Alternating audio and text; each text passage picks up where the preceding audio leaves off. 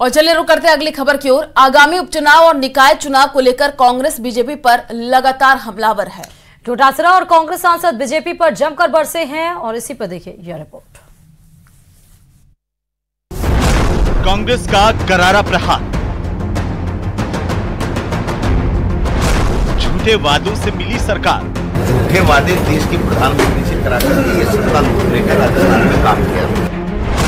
One state one election, BJP कर रही confusion. इन्होंने जानबूझ करके कंफ्यूजन क्रिएट करने के लिए ये घोषणा बजट घोषणा में करवाई।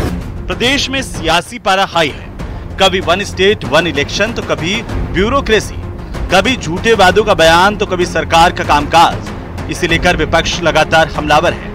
प्रदेश कांग्रेस कमेटी के अध्यक्ष भाजपा सरकार पर जमकर बरसे। उन्होंने चूरू के रतनगढ़ में सरकार के कामकाज को लेकर मंत्रियों के इस्तीफे तक पर हमला बोला। इससे 9 महीने में किसी चीज की तैयारी नहीं की। जो वादे इन्होंने किए थे वो सारे हवाई हो गए। जनता परेशान है, हर वर्ग परेशान है।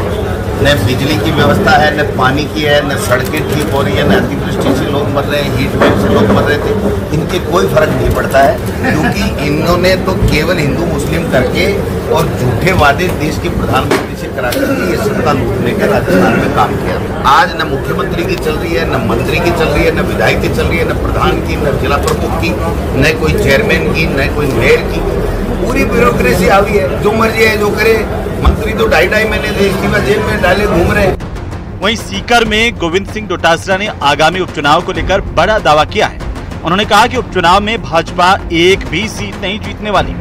हरियाणा में कांग्रेस जीतेगी और बहुत अच्छे मार्जिन के साथ में जीतेगी। भारतीय जनता पार्टी का वहाँ सुपड़ा साफ होने वाला है। देखिए, वो तो पार्टी जिम्मेदारी देती रहती है और जो जिम्मेदारी पार्टी देती है उसका निर्वहन करते हैं।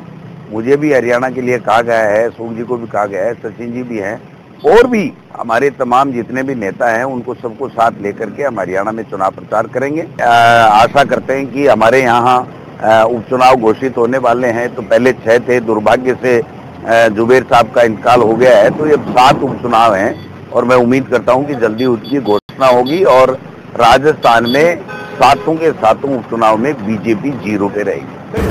वन स्टेट वन इलेक्शन, पहली बात तो ये बजट घोषणा का पार्ट नहीं होता है। इन्होंने जानबूझ करके कंफ्यूजन क्रिएट करने के लिए ये घोषणा बजट घोषणा में करवाई।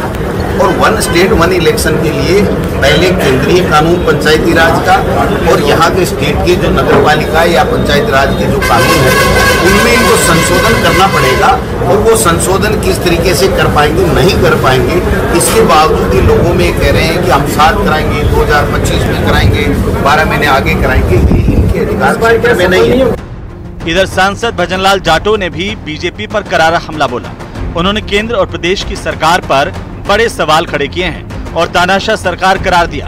उन्होंने कहा कि प्रदेश में हालात ऐसे हैं कि बीजेपी के विधायक भी अपना काम नहीं करवा पा रहे हैं। दरअसल टोडा भीम कस्बे में कांग्रेस की ब्लॉक स्तरीय बैठक आयोजित हुई, जिसमें अतिवृष्टि से हुए नुकसान पर चर्चा हुई। उधर बैठक में सांसद के सामने ही कार्यकर्ताओं में कहासुनी हो गई, जिसे सांसद ने शांत करवाया। भारतीय जनता पार्टी के विधायकों की नहीं चल रही है, हम तो विपक्ष के हैं।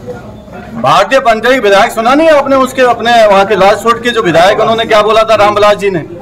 विधायक नहीं मिल सकते मंत्रियों से और मंत्री नहीं मिल सकते मुख्यमंत्री जी से। सरकार व्यवस्थापूर्वक काम कर रही है, ये बिल्कुल सही कह रहे हैं। मैंने जो कहा बिल्कुल सही कहा है। जब भाजपा के विधायकों की यह हाल है, आप समझ सकते हो हमारा काम है विपक्ष की, हमारा प्रतिपक्ष का काम है जनहित के मुद्दे उठाना। प्रदेश में उपचुनाव के बयार बहने के बाद सियासी गर्मियां बढ़ गई हैं। अब देखना यह होगा कि उपचुनाव की बयार का रुख किस तरफ जाता है। Bureau report, news 18 Rajasthan.